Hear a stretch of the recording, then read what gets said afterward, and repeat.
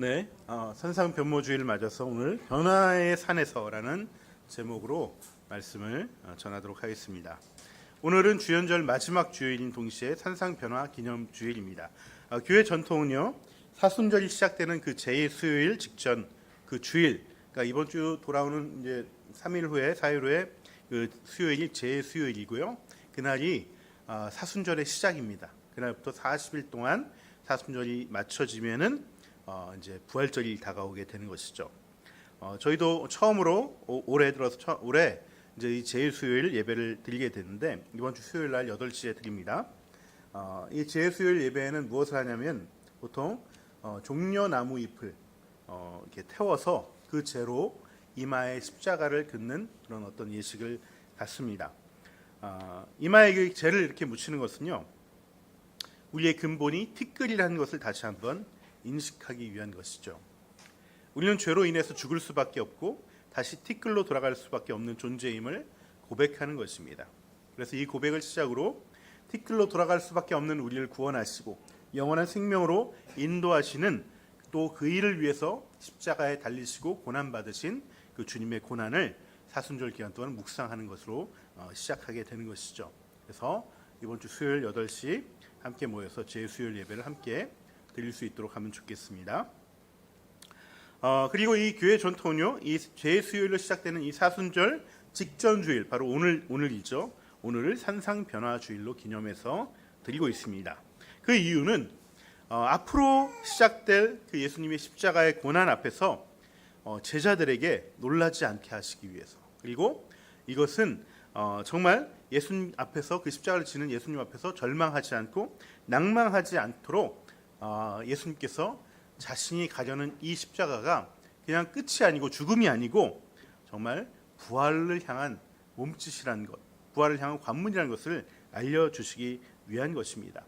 세상이 보기에는 십자가는 죄인이 지는 것이고 실패한 자가 지는 것인데, 주님은 자신의 죄가 아니고 자신의 실패가 아니고 우리의 연약함과 죄를 짊어지기 위해서 그 부활의 영광으로 이끌어가기 위한 그 관문을 통과하기 위해서 십자가를 지시는 것이다 라는 것을 보여주신 것입니다. 그래서 아직 부활의 개념조차 없거든요. 제자들은 그 제자들에게 부활의 영광을 미리 보여주시고, 그러기 위해서는, 이 부활을 얻기 위해서는 우리가 반드시 십자가를 내가 가야 한다, 이 십자가의 길을 걸어야 한다는 것을 알려주신 거예요. 우리 역시 대부분은 이 주님의 십자가와 고난을 우리가 짊어지기를 어려워하고 두려워하고 피하고 싶어합니다. 하지만 주님은 자신을 따라서 자기의 십자가를 지고 가야 하는 우리에게 그냥 무턱대고 이거 가야 되는 거니까, 짊어져야 되는 거니까 너가 짊어져야 돼 라고 하는 것이 아니라 부활에 대한 영광에 대한 그 믿음과 소망을 보여주시고 갖게 하시고 그 십자가의 길을 걸어가도록 하신다는 거예요. 이건 마치 우리 태릉 선수촌에서 우리 올림픽 선수들을 데리고 감독이 지금 이 지옥 같은 훈련을 너희들이 지키고 나가면은, 이겨 나가면은, 끝까지 완수하면은 너희들이 받을 그 영광과 그 상금과 그 트로피와 너희들의 그 진로가 얼마나 무궁무진한지를 보여주는 것과 마찬가지예요. 그래서 이 상금을 보여주면서, 트로피를 보여주면서, 너희들이 받을 연금을 보여주면서, 이 지옥 훈련 끝까지 견디고 이겨 나가면 너희들이 이것을 받을 수 있어라고 동기부여를 하는 모습이라는 것이죠. 그래서 저는 오늘 이 변화산 사건에서의 이 주님의 영광스러운 모습을 통해서 우리가 저마다 지고 나가야 될 그 십자가를 통해서 우리가 누릴 수 있는 것이 무엇인가, 또 그것이 먼 훗날 십자가를 다 완수했을 때만 지는 것이 아니라 기독교는 그 결과로 주어지는 것이 아닙니다. 이미 부활이 나에게 먼저 주어졌고 그 부활을 가지고 십자가를 가는 것이죠. 그 부활을 누리는 길이 무엇인가를 같이 한번 나누고 또 우리 함께 사순절을 걸어갔으면 좋겠다는 마음을 가지고 이 말씀을 전하게 됩니다. 먼저 우리가 누리게 될 영광은요, 우리가 이미 빛된 존재라는 것입니다. 우리가 빛된 존재라는 것을 누려야 된다는 것이에요. 오늘 본문에 예수님은요, 가까운 제자 셋을 데리고 높은 산에 올라가셨습니다. 이 높은 산의 이름을 변화산이라고 말씀하는데, 사실 변화산은 후에 이 이름이 붙여진 것이고요. 원래 이 산에 이름이 있겠죠. 백두산이면 백두산, 한라산이면 한라산, 실제 이름이 있습니다. 학자들은 이 산을 뭐 다볼산이라고도 하고 헐몬산이라고 하고 이렇게 논쟁을 하고 있는데 그건 별로 중요한 것이 아니고요. 이 산이 높은 산이라는 것이 포인트죠. 높은 산. 왜냐하면은 높은 산은 일상을 벗어난 어떤 신적인 교감이 이루어지는 곳이기 때문에 그 높은 산을 사람들을 영험하다고 얘기하고 그곳에서 신적인 존재를 만나고 싶어하는 것이죠. 그래서 성경에 보면은 하나님을 만나기 위해 산을 올라가는 인물들이 종종 나타납니다. 이건 비단 성경뿐만 아니고요. 모든 종교가 그렇습니다. 일상에서 벗어나 높은 곳에 가면 어쩌면 거기에 신을 만나게 될지도 모른다는 마음으로 그래도 이렇게 절들도 산에 이렇게 절이 있는 것이고요. 꼭대기에 있는 것이고 또 이스라엘 백성들도 하나님을 떠나서 우상을 섬기기 위해서 뭘 했냐면 산에다 산당을 졌어요. 이거 같은 이제 모습인 것이죠. 하지만 진짜 이 높은 산에서 진짜 하나님을 만났던 사람들이 있습니다. 누구냐면 오늘 본문에 등장하는 모세와 엘리야가 대표적이죠. 모세는 바로 이 신의 산에 올라가서 떨기나무에 있는 그 불길 속에서 하나님을 만나게 되죠. 엘리야는 그 시대의 악녀인 이 이세벨을 피해서 호렙산에 올라가서 그곳에서 하나님의 세미한 음성을 듣게 됩니다. 요즘 현대인들도 산을 자주 오릅니다. 등산이 아주 붐이죠. 그래서 많은 사람들이 등산을 합니다. 하지만 우리 현대인들은 하나님을 만나기 위해 산을 올라가는 사람들은 거의 없습니다. 우리 민규 형제님 아버님이 산에서 떨기나무를 만나야 되는데 그런 마음으로 올라가지는 않으신 것 같습니다. 서구 역사에서도요. 이 레저 개념으로 산에 올랐다는 첫 기록이 언제 나오냐면 14세기 이탈리아의 시인이고 또 초기 르네상스 인문학자인 페트라르카라는 분이 계십니다. 이분이 방투산이라는 산에 오른 일이 기록되어져 있어요. 프란체스코 페트라르카는요 1336년에 프랑스 남부에 있는 프로방스 지역에 있는 이 방투산을 오르면서 올라가면서 계속해서 정말 이 풍광이 너무나 아름답구나 이렇게 연친 감탄하면서 올라갔습니다. 그 산 정상에 올라서 배낭에 가지고 왔던 책을 한 권 꺼내게 됩니다. 그 책은 무슨 책이냐면 바로 성 아우구스티누스가 지은 고백록이라는 책이죠. 그래서 그 책의 아무 부분을 펼쳐서 딱 보았는데 마침 공교롭게도 그 대목은 성 아우구스티누스가 사람들이 이런 산들의 아름다움, 자연의 아름다움에 경탄하면서도 정작 자기 속에 있는 이 영혼의 아름다움에 대해서는 깨닫지 못한다는 그 비탄이 적혀 있는 대목이 펼쳐진 거예요. 그래서 페트라르카는 거기서 그 책을 보고 나서 거기서 큰 깨달음을 얻게 됩니다. 그래서 그 이후에 이 고백록에서 얘기하는 내면의 아름다움에 대해서 다시 한번 치열하게 탐색하고 그러한 작가가 되고 초기 르네상스를 이끌어가는 대표 학자가 되었던 것이죠. 오늘 예수님께서 특별히 가까운 제자 3명을 데리고 높은 산에 오른 이유가 바로 여기 있는 것입니다. 예수님 내면에 숨겨져 있는 이 빛을 보여주심으로 인해서 주님이야말로 빛으로 오신 하나님의 아들임을 깨닫게 해주기 위한 것이죠. 그리고 예수님처럼 주님을 따라서 자기 십자가를 지고 나가는 모든 사람의 내면에 이 빛이 있음을 알려주시기 위한 것입니다. 왜냐하면 마태복음에서 변화산 사건은요, 그 앞장인 16장을 보면 이해를 할 수가 있습니다. 바로 그 유명한 베드로의 고백 사건 뒤에 나오는 일이기 때문에 그렇습니다. 전장 마태복음 16장에서 예수님은 제자들에게 묻습니다. 세상은 나를 무엇라고 하느냐? 예수님이 제자들이 묻죠. 그러자 제자들이 저마다 한마디씩 합니다. 세례 요한이라고 하는 사람이 있고요. 또 엘리야나 예레미야 같은 선지자라고 하는 사람들도 있습니다. 라고 저마다 주워 들은 얘기들을 전했죠. 왜냐하면 이 사건은 바로 전 사건인 오병이어의 기적이 있고 나서의 사건이기 때문에 사람들이 와 예수님 정말 놀라우신 분이다. 선지자 아니야? 엘리야 같은 분 아니야? 라고 얘기했기 때문에 그런 것이죠. 이런 얘기를 예수님이 쭉 듣다가 제자들에게 물어봅니다. 그러면 너희들은 나를 누구라고 생각하느냐? 물어보시는 것이죠. 그때 베드로가 주는 그리스도여 살아계신 하나님의 아들입니다. 라고 당찬 놀라운 고백을 하게 됩니다. 예수님이 자기가 누구인지 정확하게 알고 있었던 그 제자 베드로를 보고서 너무나 기뻐서 칭찬해 주죠. 그리고 나서는 내가 그리스도인 걸 알았으니까 네 그리스도가 무엇을 하기 위해 왔는지도 알려주셨습니다. 나는 이제 이 부활을 위해서 너희들의 구원을 위해서 십자가의 고난을 받고 죽어야 한다고 알려주셨던 것이죠. 근데 이 말씀을 들은 제자들은 당황하기 시작합니다. 내가 믿고 따르는 스승이 죽어야 된다니. 특히 하나님의 아들이라고 고백했던 베드로는 앞장서서 예수님의 멱살을 잡고 항의를 합니다. 지금 뭐 하자는 것입니까? 왜냐하면은 내가 지금 인생을 걸고 주님을 따르고자 하는데 당시의 십자가형은 내란죄에 해당되는 큰 어떤 죄인들에게 내려지는 형벌이거든요. 그러면 내가 따르는 예수님이 내란죄로 십자가형이 죽게 되면은 나와 내 가족도 이런 십자가형으로 몰살당할 수도 있는 그런 위험에 빠지게 되는 것이죠. 그러니까 분노하고 제자들도 당황해하고 혼란스러워하는 것입니다. 예수님은 이 흥분한 제자들에게 누구든지 자기 목숨을 구하고자 하는 사람은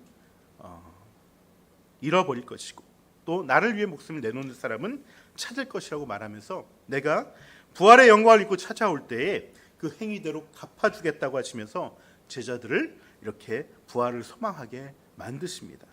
그리고 16장 마지막 절 28절에 이렇게 말씀하십니다.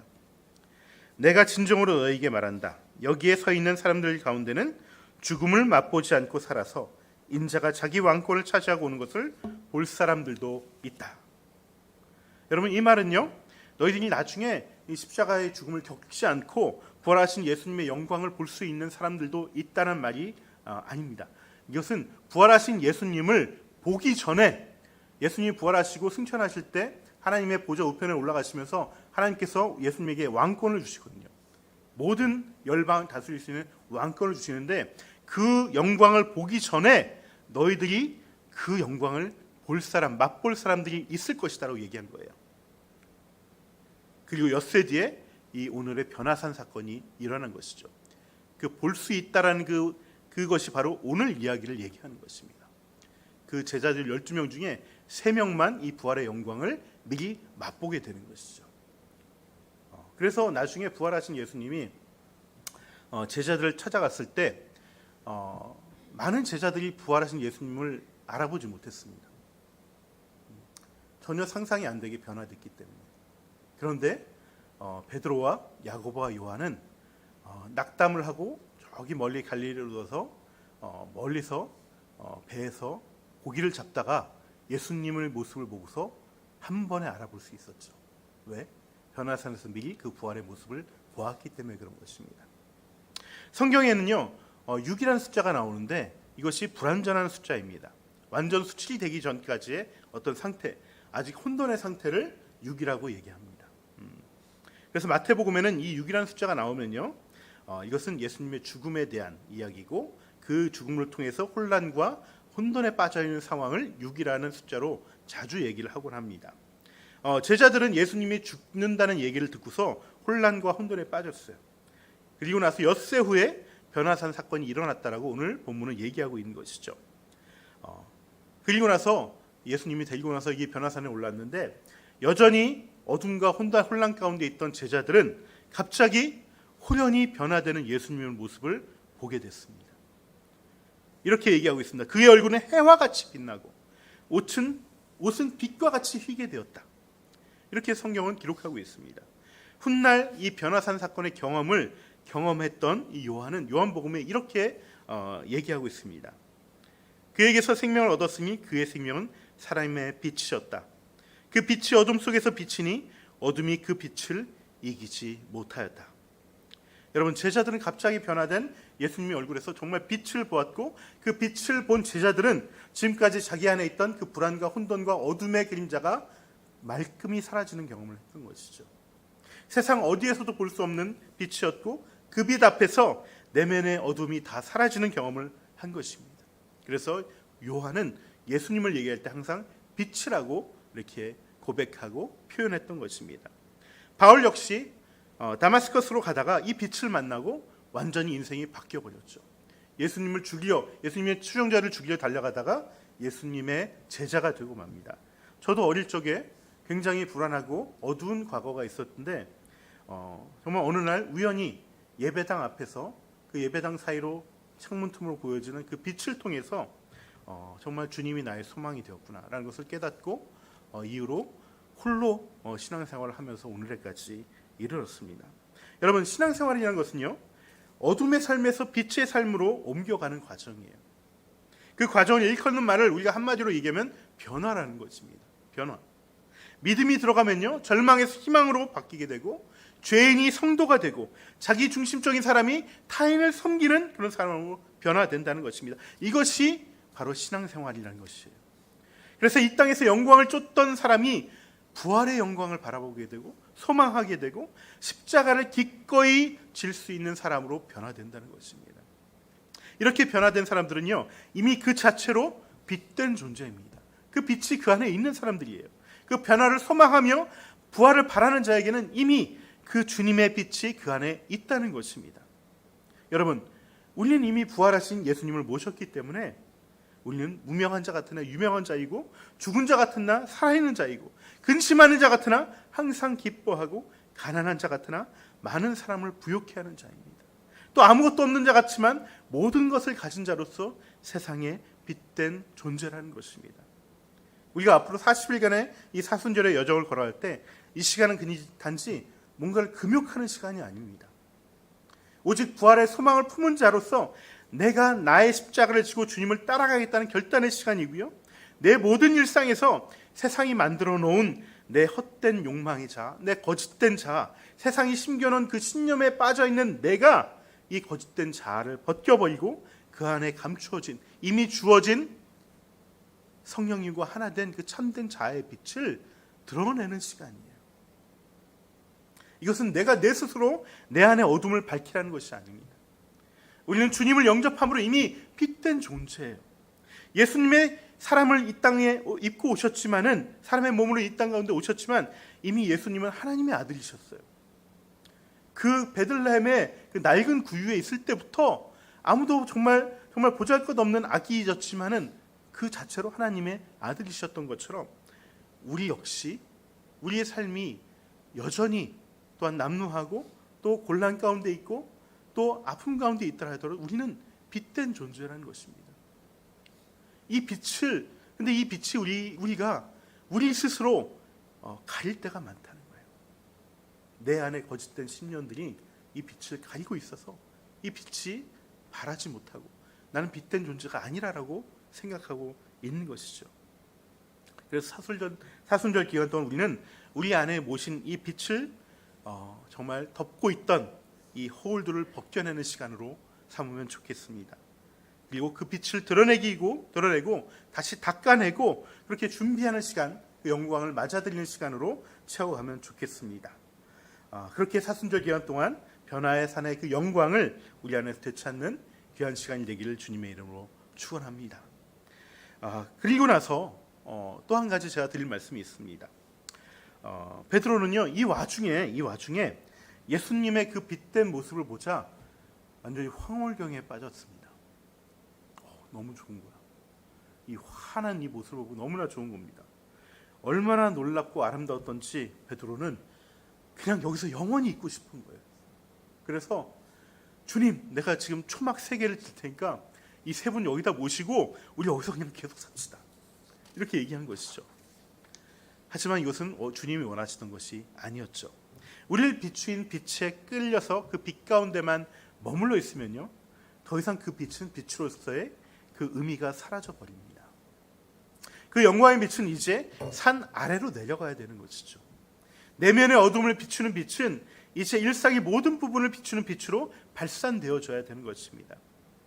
우리 안에 영의 빛이 우리의 혼과 육으로 이어지고 또 내 영혼이 잘됨 같이 범사가 형통하도록 우리의 모든 관계와 일상을 주님이 주신 빛으로 비추어야 하는 것입니다.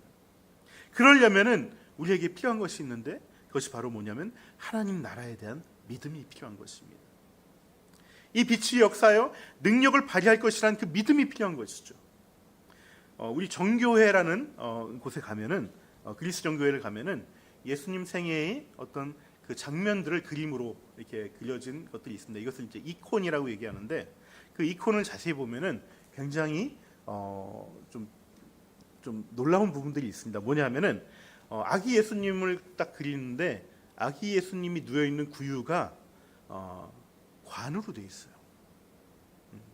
아기 예수님이 속사계를 입고 있는데 그 속사계가 수의로 그려져 있습니다. 정교회 신앙 속에서는요, 예수님의 탄생과 죽음이 분리되지 않았어요. 하나로 이어져 있다라고 보는 것이죠.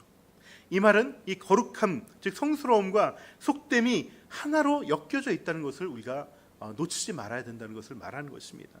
우리 삶 역시 그렇습니다. 주님의 은혜 가운데 우리가 살아가지만 우리는 여전히 삶의 고난과 또 난처함과 어려움 속에서 머물러 있습니다. 예수의 생명을 품고 살아가지만 여전히 우리 마음 가운데 죽음이 들려올 때가 너무나 많이 있습니다. 마음은 원리로되 우리의 말과 행동은 여전히 이전의 삶에서 크게 벗어나지 못할 때가 많습니다. 변화산에서 얻은 우리의 빛은 이런 삶의 정황 속에서 서서히 빛을 발해가는 것이에요. 이때 우리에게 필요한 것이 하나님 나라의 믿음이라는 것입니다. 예수님과 제자들이 산에서 내려온 다음에 벌어진 일들이 바로 우리들이 삶에서 느끼는 그런 문제들이라는 것이죠. 이런 어정쩡한 모습, 난처한 모습, 어찌할 바를 모르는 모습이 있다는 것입니다. 예수님이 산에서 내려오자 한 아이의 아버지가 달려와서 예수님을 붙잡고 애원합니다. 이 아이가 간질병으로 고생하고 있는데 툭하면 지 마음대로 불 속에도 들어가고 물에도 빠지고 이 아이를 어떻게 해야 됩니까? 그래서 예수님 제자한테 이 아이를 데리고 왔는데 이 제자들은 아무도 이 아이를 고쳐주지 못합니다 라고 애원했던 것이죠. 그러자 예수님께서 이 세대의 그 믿음 없음 한탄하시고서는 곧 그 아이 속에 있는 귀신을 꾸짖고 내쫓으십니다. 그러자 아이는 제정신으로 돌아오고 한순간에 나아지는 역사가 일어날 것이죠. 순식간에 문제가 해결되는 모습을 보자 제자들이 묻습니다. 도대체 우리는 왜 아이를 고치지 못한 것입니까? 예수님의 답변은 간단하면서도 단호했습니다. 너희들에게 믿음이 없었기 때문이다. 믿음이 없었기 때문이다라고 말하는 것입니다. 우리 PPT 한번 보여주시겠습니까? 그러면서 뭐라고 얘기하시냐면 너희 안에 겨자씨 하나일 만한 믿음이 있다면 이 산을 옮겨져라 하면 그대로 될 것이고 또 못하는 일이 없다고 얘기하신 것이죠. 예수님이 20절에 이 말씀을 하셨는데 21절은 뭐죠? 없음입니다. 없음. 기록이 훼손되어져서 다시 사라진 것이죠. 이 뭔가 문구가 있는데 이것을 우리가 지금 알지를 못합니다. 저는 아마도 이 21절에는 제자들의 반응이 기록되어지지 않았을까, 헐 하는 반응이 기록되어지지 않았을까 생각을 해봅니다. 믿음이 없다니요. 우리가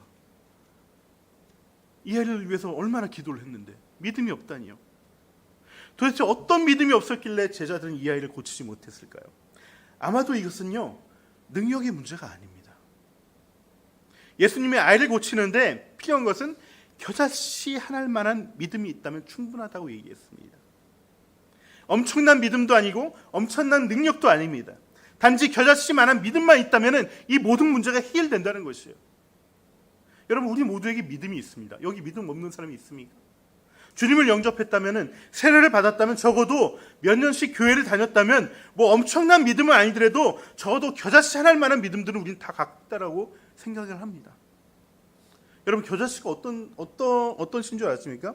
우리가 보통 알고 있는 가장 작은 씨 중에 우리가 흔하게 한국에서 볼 수 있는 씨 중에 가장 작은 게 뭐냐면 참깨 아시죠? 조그만 거. 네. 그 참깨보다도 작습니다. 그리고 참깨는 이게 통통하잖아요. 입체감이라도 있지. 이거는 그냥 종이 같아요. 종이.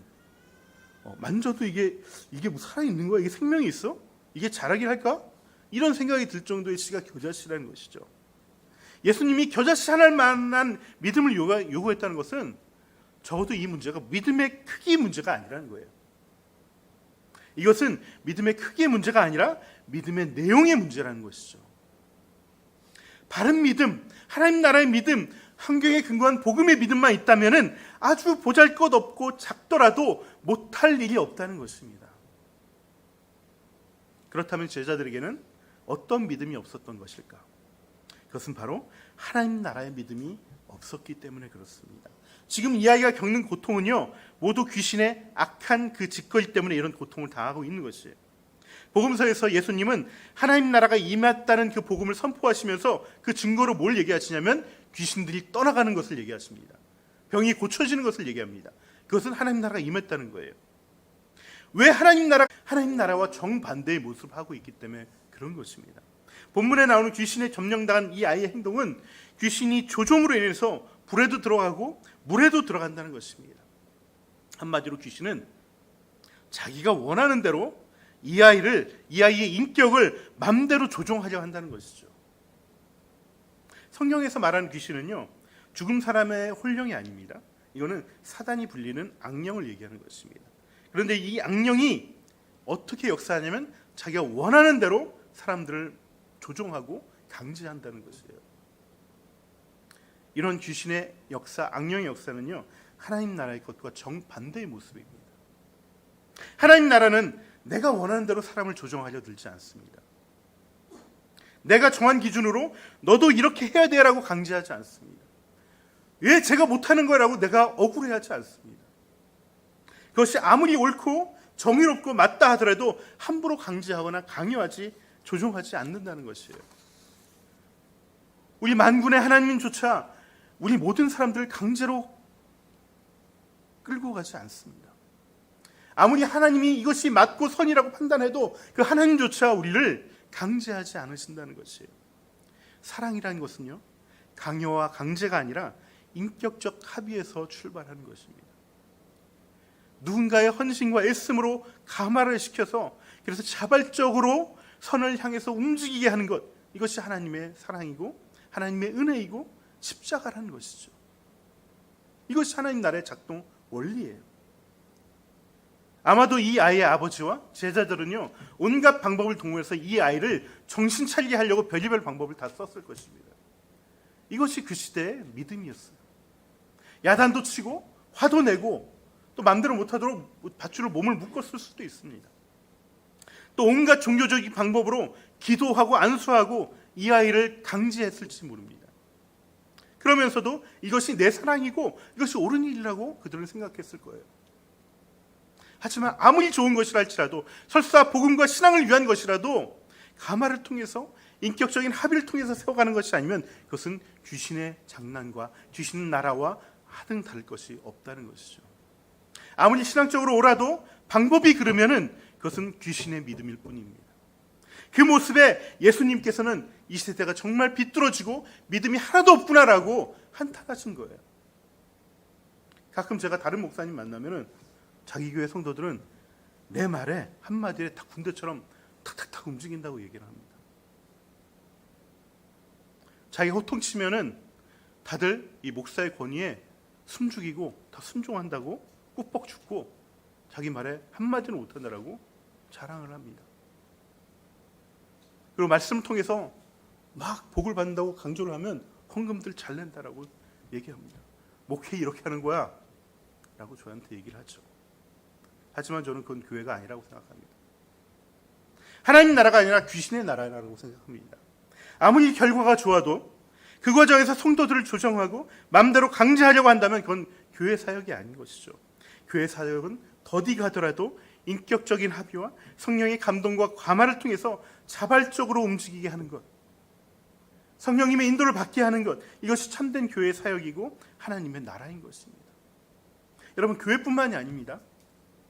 가정에서도 자기 자녀를 마음대로 부리려는 부모들이 너무나 많습니다. 자기가 못 이룬 꿈을 자녀에게서 얻으려는 사람들, 자기 비전을 자녀를 통해서 이루려는 사람들, 그렇게 조종하는 사람들, 자기 생각에 답을 정해놓고 그 답으로 몰고 가려는 부모들, 배우자에게서 얻지 못한 것을 자식에게 투영하고 자식들에게 요구하는 부모들이 너무나 많다는 것이죠. 게다가 이 방법을 자식을 아끼는 사랑하는 마음이라고 이렇게 포장해놓고 너무도 교묘하게 그것들을 만들어가는 거예요. 그래서 스스로도 그렇게 하는지 몰라요. 내가 귀신의 나라 가운데 있는지 모른다는 것이죠. 하지만 그 목적이 아무리 선하고 옳은 것이라 할지라도 심지어 사랑처럼 보여도 그것은 하나님 나라가 아닌 것입니다. 잘못된 믿음인 것이죠. 그래서 어쩌면 예수님이 쫓아낸 귀신은 그 아이를 내가 원하는 대로, 원하는 아이로 고치겠다는 그 부모와 제자들의 욕망이 만들어낸 악령일 수도 있다는 것입니다.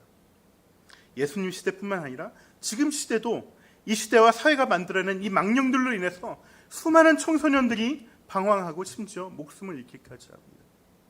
젊은 청년들도 나이가 많이 되고 20대를 넘어 30대를 넘어갔는데도 여전히 산축이적 방황을 하는 청년들이 너무나 많습니다. 근데 너무나 안타까운 것은 이것이 세상뿐만 아니라 교회에서 신앙을 가진 가정에서도 많이 이루어지고 있다는 것입니다. 모두 하나님 나라에 대한 바른 믿음이 없기 때문에 그런 것입니다. 그리고 목사들이 저마다 대형 교회를 꿈꾸면서 탐욕으로 성도들을 잘못 가르쳤기 때문에 그런 것이죠. 말씀의 결론을 맺겠습니다. 예수님은 하나님 나라를 선포하시면서 이 하나님 나라가 우리 영혼의 변화에만 머무르지 않고 우리의 삶의 모든 영역에 임해서 변화가 일어나기를 원하셨습니다. 주님은 부활의 영광의 빛을 우리 안에 넣어주시고서 우리가 빛된 존재임을 깨닫길 원하십니다. 그리고 우리 내면의 빛이 우리 안을 넘어서 우리 모든 관계로 확장되어지길 원하십니다. 그러시기 위해서는 우리가 먼저 내가 빛된 존재라는 것을 깨달아야 됩니다. 그리고 작더라도 더디 가더라도 하나님 나라의 믿음을 통해서 그 빛을 삶의 모든 곳에 비추면은 변화될 것이라는 그 믿음을 붙잡고 살아가야 되는 것입니다. 이 믿음은 엄청난 크기의 믿음이 아닙니다. 결국 자라고 변화시킨 것은 하나님이 하시는 것이기 때문에 우리는 그 믿음을 가지고 계속해서 섬기고 자기 십자가를 지고 가는 것뿐이에요. 이번 사순절 정말 주님이 주신 빛으로 내가 빛된 존재임을 누리는 사순절이 되면 좋겠습니다. 그 빛을 가리는 내 거짓자를 벗기는 사순절이 됐으면 좋겠습니다. 그리고 나의 십자가를 통해서 하나님이 일하신다는 믿음으로 채워가는 그런 복된 사순절이 되면 좋겠습니다.